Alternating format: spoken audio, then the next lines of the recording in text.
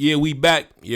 Now today we're gonna be talking to another one of these individuals, right? Now this guy is a pastor, Pastor Joshua Haymes, and not only is he a pastor, but he's also a pastor of the church that the Secretary of Defense, Pete Hegseth, attends. Yes, this is the Secretary of Defense, Secretary of War, Pete Hegseth. This is his pastor. This is the man whose church he attends. Now, this guy recently came to my attention because there's a viral video of him going around basically defending slavery.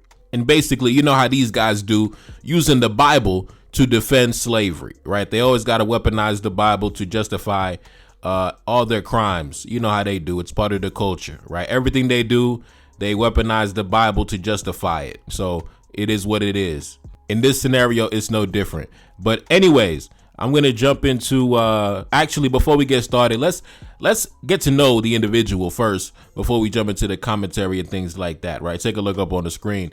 Joshua Haymes is an American podcaster and a pastor. He is an advocate of sphere sovereignty and Christian patriarchy. He is an enthusiastic supporter of United States Defense Secretary Pete Hegseth, who is a member of his church. According to Jason Wilson, Mr. Haymes subscribes to the Great Replacement theory. Now, as you can see, this headline, Christian nationalist commentator Joshua Haymes says slavery is not inherently evil. Now, this is him and Secretary of Defense Pete Hegseth on his podcast back in the day. But anyway, let's jump into this article. Far-right commentator Joshua Haymes recently posted a video in which he beseeched his fellow Christian nationalists to learn to defend the institution of slavery because the Bible makes it clear that it is not inherently evil to own a human being. Yes, the pastor of the Secretary of Defense. Let's continue. Mr. Haymes proceeded to argue that while there have obviously been many slave owners who treated their slaves terribly, the practice of slavery in itself is not a sin, and therefore the founding fathers were not living in sin by owning slaves, nor was America birthed in sin because of their practice. The pastor of the Secretary of Defense, ladies and gentlemen. Now, anyway, let's jump into the clip, and I'll let him explain his position, and then of course I'll come back with my position, and then of course, let's get into it. The institution of slavery is not inherently evil. I know some of you guys are upset by that. Some of you guys are saying, I've been saying that for years. Okay, I'll take it a step further. It is not inherently evil to own another human being. I know, just wait. Some of you guys are really upset, but let's talk through this because it is very important that every Christian affirm what I just said. And not only should they affirm it, every Christian in today's society should be able to defend what I just said, okay? Every Christian should be able to defend it. Big evangelicalism has been getting this wrong for years, basically since the advent of Big Eva. They haven't had a good answer for the slavery issue. All right, Christians in America have been led astray on this topic. They've been led to believe things that the Bible doesn't teach. And when we go beyond the Bible, there are dire consequences. All right, we back. Now, the reason why his argument falls flat is that the only way that would be valid is if you assume that the European colonists were men of righteousness and morality. But that's the level of delusion these guys feed themselves when it comes to their history and their forefathers. They truly believe that their forefathers were men of honesty and integrity and morality and righteousness and justice. They truly believe that their forefathers were men of high character.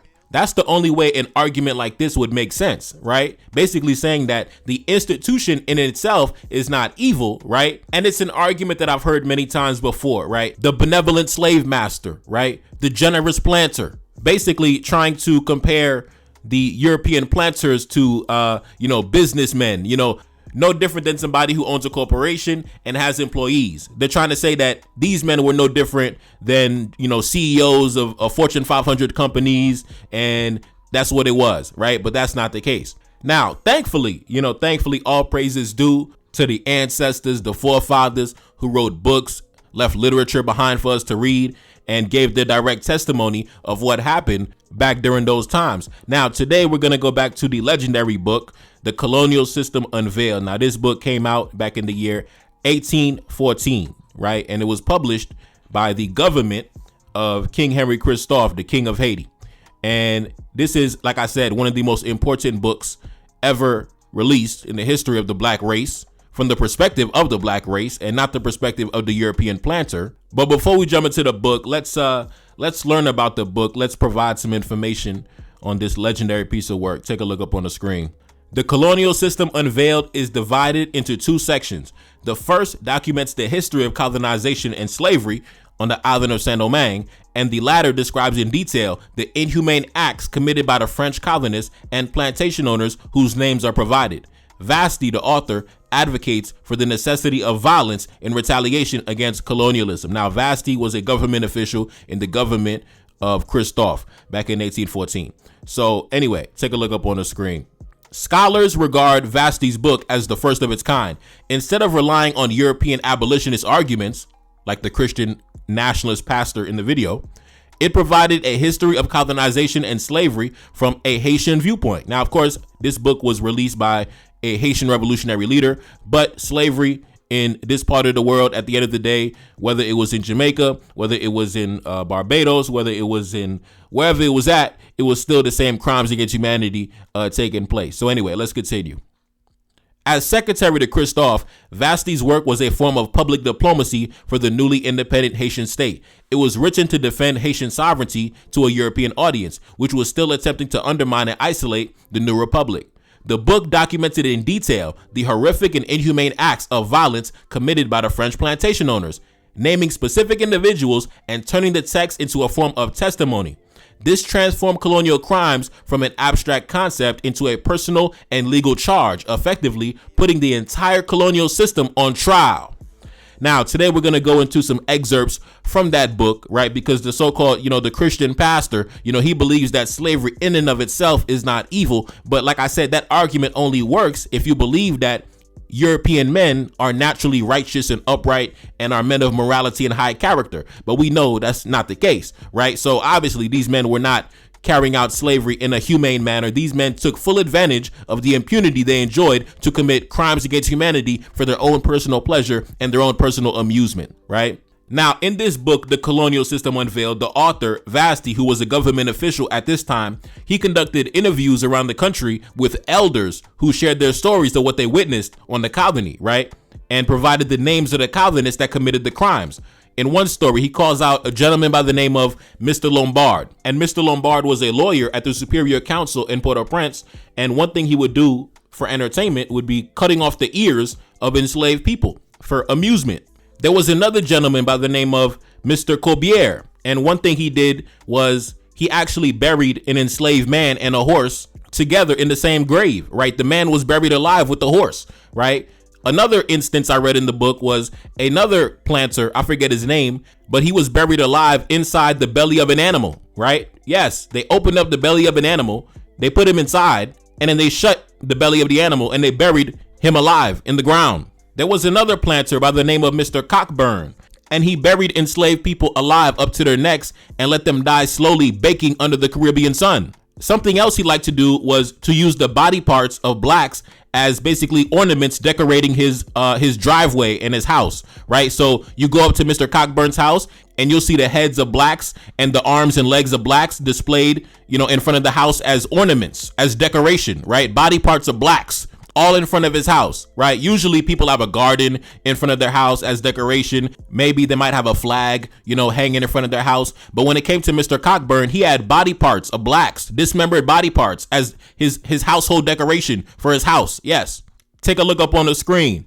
Mr. Cockburn, resident of Maibao and Mamlad, buried men standing up to their necks. He left only their heads outside the hole, and in this state, he amused himself by playing bowls on their heads. The avenues leading up to his dwelling of this cruel man were lined on both sides with different parts of the human body, which he had chopped into pieces. Here, one encountered the legs, then the arms, and the head, and the opposite of the main house, the mutilated trunk impaled through a stake served as a spectacle for the barbarian. Right. Like I said, man, these men truly believe that their forefathers were these honorable men, these righteous men who treated people with dignity and not pedophile barbarians who took every liberty to commit crimes against humanity. But thank God we have the writings of the ancestors, the writings of the forefathers who left these books behind because they knew you were going to try to rewrite the history. You were going to try to rewrite and twist the narrative in your favor. But unluckily for you, we have ancestors, we have forefathers that wrote these testimonies down because they knew you were pieces of shit liars. Now let's continue. Let's explore more testimonies from the colonial system unveiled. Take a look up on the screen. Mr. Dubril, a slave ship captain at the Cap, had one of his negresses mercilessly cut, and then when she was covered in blood, he poured boiling oil on the wounds. His twin brother, also the captain of a ship, in a fit of jealousy, had his concubine skinned alive. Right? So like I said, explain to me why you guys tried to compare slavery to, a businessman engaging in commerce, because you guys were doing things that had nothing to do with commerce, had nothing to do with business. Tell me how it's profitable for your business to cut a woman up and put boiling oil over her wounds. How is that profitable for business to skin a woman alive for no reason? And like we mentioned before on the series, The Culture, right? We have a certain demographic of men in the United States who are only 29% of the population, but they're almost 80% of crimes when it comes to the exploitation of children. So we can only imagine the type of crimes that took place against the children back in those days when there was no protection against the children, when you had full liberty to engage in your depravity. We can only imagine what you did to the children back in those times. Let's go into another story from the colonial system unveiled. Mr. Latour. When a child died, the unfortunate mother was put in stocks until she had another. He had a black woman locked up in an underground dungeon in a foot of water, despite the fact that this unfortunate woman had 3 children of whom he was the father. The crime of the unfortunate woman was to have displeased him. Despite the solicitations, the tears, and the prayers of his children to soften the monster, he remained pitiless and inflexible. The unfortunate mother died of hunger and misery. Now, when they say that the woman was put in the stocks until she had another child, take a look up on the screen. This is what they were talking about. So if a woman had a miscarriage, they would be placed in this device until she was able to produce, more property for the European colonists, right? So these guys, it wasn't evil though, because the Bible said it, right? Yeah. Anyway, let's continue. Another story. Take a look up on the screen. Mr. Preval, to demonstrate his skill in shooting, he killed his postilion voluntarily with a pistol shot. Now, a postilion is, take a look up on the screen. The postilion is the coach driver, right? The carriage driver. To show one of his friends how much of an excellent marksman he was, he said, watch this. Hit him in the back of the head with a headshot. Bang. Bullet to the back of the head for no reason. For his own personal entertainment, right? Like I said, you guys really believe that your forefathers were honorable men and not the scum of the earth. That's the hilarious part to me, right? Wow. Let's go to another story from the colonial system unveiled. Mr. Mondonga had his black suspected of witchcraft whipped to death. He had his concubine buried alive. Mr. Bukalar, his neighbor, put his blacks in pillories and muzzles over their mouths to make them die of starvation. And in this state, he gave them nothing to eat but human shit. Mr. Riviere had their heads cut off and thrown in the Artibonite River. He had slaves and freemen who fell into his hands indiscriminately cut into pieces. Mr. Lameau drowned an unfortunate woman in the Artibonite River who had refused to satisfy his brutal passion, right? So when they say he drowned a woman who refused to give up the sex, because she didn't want to give up the sex, he drowned her in the Artibonite River. Now let's go into another story. Mr. Laboule, a resident of Saint Mark in Debunkeed, pushed barbarity and cruelty to such a point that the old and the infirm who did not have the strength and the courage to work experienced all his rage. Sometimes he had their nails torn out, or he threw them into the burning furnaces. For a piece of cane planted in water with the sweat of these unfortunate, the first time he had the 2 teeth pulled out of the unfortunate who had broken it to quench his thirst. And in the case of a repeat offense, 4 teeth were pulled out. And he made them eat calabashes filled with shit. Now, that's what I'm saying. These guys really try to make slavery as if, we were just making money selling coffee and tobacco. No, you are making people eat shit. That does not, what is the correlation between making money and making somebody eat shit? Bro, you guys are weird, man. You guys are weird. Seriously, you guys are just weird. If you're a businessman, right? If you're a planter, if you're running a business trying to make money, how are you going to make money by making your workforce eat shit? Bro, you guys are just, bro, like I can't believe anybody takes you serious as a demographic of men. Seriously. Let's go into another story. Mr. Saintard, a resident of Akae, caused countless black people to perish. Jarose the Elder cut out his servants' tongues so that he could be served in silence. Mr. Druitt, a resident of La Montagne, crushed in the mill all of the blacks who did not hurry up to remove the coffee quick enough, as he wished, or he had them drowned in the coffee basins. Mr. Jabode had 2 enormous mastiffs follow him, and he amused himself at the beginning of the revolution by having children devoured by the mastiffs. Like I said, you guys committed crimes for your own personal entertainment, right? Watching children get eaten by dogs because you were bored. You guys are weird. You guys are weird, bro. You guys have a weird history. You guys are just weird, bro. Like, you're the weirdos of the human race, right? Your demographic are the weirdos of the human race. Now, let's continue. Last story of the day. I don't want to traumatize y'all. Anyway, Mr. Nicholas, a resident of Port-au-Prince, used to be accompanied by a child, 11 or 12 years old, who followed him on foot, holding the tail of the horse. One day, this child, exhausted by the length of the road and unable to support himself, abandoned the horse's tail and stayed on the road. On his return, the barbarian, Mr. Nicholas, had the child put in a large cauldron and boiled alive over a high heat. Such was the torture that this scoundrel invented to punish a poor innocent child for an involuntary fault. He cut off the tongues and ears of the blacks, and finally, he was recognized as so cruel that he was forbidden by the decree of the council to buy blacks. Now listen, I have never heard this before. Listen, do you know how much of a barbarian you gotta be to be banned from owning blacks, right? This man took a child, a 12-year-old child, an 11-year-old child, right? Because the child was so exhausted having to follow this guy around holding up the tail of his horse, right? So as punishment, he was boiled alive in a cauldron of water, in a boiling pot of water. An 11-year-old child. That's why when it comes to me, I don't listen to anybody who tries to make the case to me that Dessalines was unjustified in doing what he did to them people. Dessalines was fully justified in everything he did to the French. That was karmic justice. That was a debt from the universe. That was a debt that was paid back in blood, right? Certain debts can only be paid back with blood. Now, anyway, let's get into the last story. I know I said I was done, but we got to get into this last story before we go. Never has there appeared a tigress like the one whose name I'm going to mention. Madame Charette, resident of Saint Louis, had iron masks made, which closed by the means of padlocks, of which she was the guardian of the keys. If she wanted to torment one of her unfortunate subjects, she would put a mask on him. The unfortunate person, having his head always fixed, could move it only with difficulty, and could only drink or eat with her permission, which left the unfortunate victim to perish of hunger and thirst. One of her servants having allowed herself to be seduced by her son, here is the torture that she invented, and which was executed in her presence. Now, time out. Keep in mind that this is a translation from the original French text, so it's not going to be exactly. So I'm going to make the corrections that the translation failed to interpret. Now, anyway, she had a cast prepared, driving nails all around the interior so that the inside bristled entirely with sharp points. Now, when they say she had a cast prepared, she had a barrel, like, you know what I mean? Basically, you're going to throw somebody in a barrel, but the barrel was studded with spikes. And the reason that she was going to punish this young girl, who was a teenager, by the way, was because she got pregnant by her son, right? So her son got this girl pregnant, and Madame Charette was so angry that she's going to kill this young lady now that's pregnant with her biracial grandchild. Anyway, let's continue. She had a cast prepared, driving nails all around the interior so that the inside bristled with sharp points.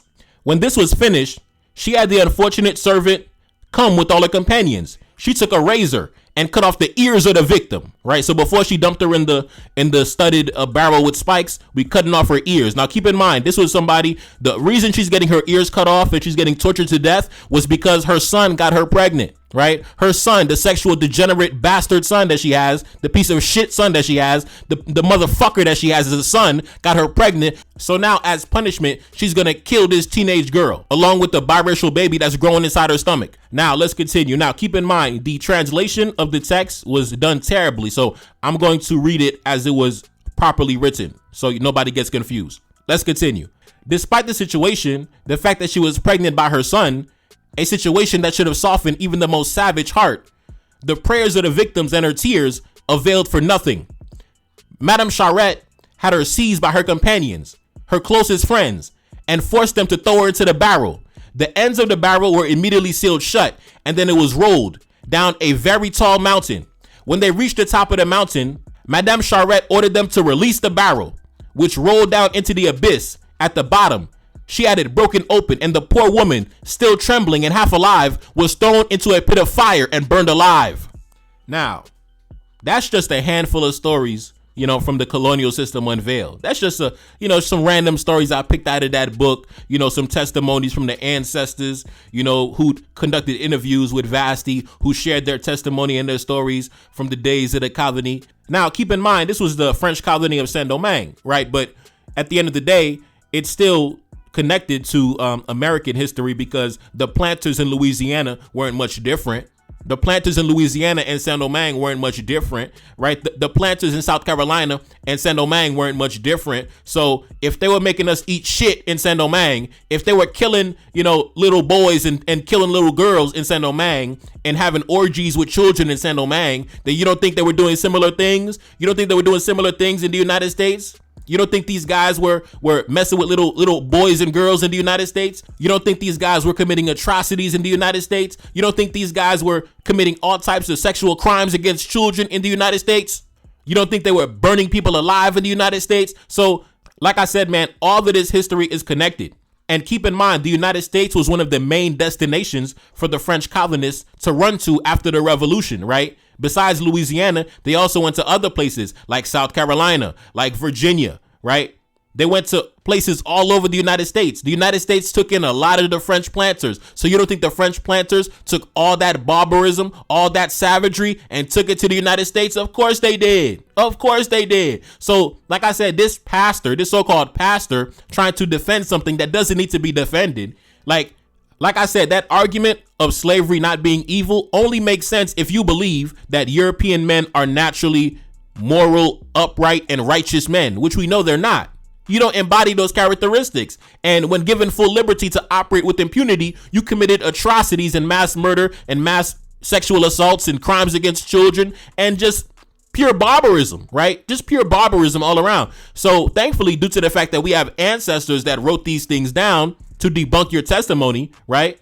To refute your testimony. So you can't really sell me that garbage because my ancestors wrote books, left testimony behind, and they told me what you did. They told me you are a piece of garbage. They told me that you don't deserve respect. They told me that you are a pedophile. They told me that you are a barbarian. They told me that you're a psychopath. They told me that you're a sociopath. They told me that you're a sexual degenerate. They told me that you embody all the negative characteristics of humanity. They told me you're the physical manifestation of hypocrisy. They told me. So anything you tell me is invalid. And this is off topic, but one thing they always say when it comes to the Haitian Revolution, they always talk about, but what about the French women and children? Why did they harm the French women and children? And then I always say, so the French women and children held more value than black women and children? So all the atrocities we spoke about today, skinning women alive, dumping them in the river, drowning them in the river, throwing them in studded barrels of spikes, throwing them down the mountain, throwing them, burning them alive, killing their babies, throwing their children in boiling hot cauldrons of boiling water. All those crimes committed, that doesn't matter. So we're supposed to feel sorry for some fucking French women and children? Never that. Never gonna feel sorry for that. Never gonna feel sorry for that. Never gonna apologize for that. Don't care what you feel about it. And that's just what it is. So anyways, it's your boy Neferkari Desalegn back in the Billy S&D. Cash App in the description. Support the platform. Subscribe to the Patreon NTD1814. Second single off the next project, The Spy in Bamako. Pin comment at the top. And I'm gone. Peace. Feel like it's me, I feel like I'm Saudi or ran up on Yan in the middle of Bamako. Enemy line, they claiming he innocent. Don't do no talking, I gotta move militant. Don't do no talking, I hit him with facts. 1804, bringing it back. 1804 like I'm Mother Cap Henry. King with the vision, the crown never empty. Top of the mountain, my soldiers defend me. Ducking and dodging the foreign intelligence. Hitting my dance on the DGSE. Dodging they traps, still on my feet. Feeling impeccable, feel like I'm shining. Go to my neck and I'm flooded with diamonds. Go to my neck and I feel like a mess. Feel like a lion, I'm in the savannah. Feel like the king when I'm up in the jungle. Never defeated, I never been humble. Come out victorious every encounter. Money machine give me help when I count it. Money machine stack it up in a beat. Heart of a king and I ride for the team. Weight of the world got it stuck on my shoulders. Bet you can feel it, my heart getting colder. Yeah, gotta stay focused so when it's in shots I gotta react. Cause I'm a target, I'm under attack. Grabbing a weapon, I tell him get back. Mission exposed, secrets unfold. Enemy try but I'm still in control. Got your boy sitting in Bamako prison. Hoping they wish we sending them home. Enemy know that we good under pressure. Been through the thunderous turbulent storm. Shorty a diamond, I told her she precious. fresh. Hop in the whip and I'm taking her home. Hop in the whip and I'm swerving, I'm smashed. Killing my enemies, one of my passion. Rocking this gold like we in bikini. Feel like the captain, I'm clutching a heater. Yeah, gotta stay focused so when it's in shots, I gotta react. Cause I'm a target, I'm under attack. Grabbing a weapon, I tell her get back. Mission exposed, secrets unfold. Enemy try, but I'm still in control. Got your boy sitting in Bamako prison, hoping and wishing we sending them home. Enemy know that we good under pressure. Been through the thunderous, turbulent storm. Shorty a diamond, I told her she pressure. Hop in the whip and I'm taking her home. Hop in the whip and I'm swerving, I'm smashed. Killing my enemies, one of my passion. Rocking this gold like we in bikini. Feel like the captain, I'm clutching a heater.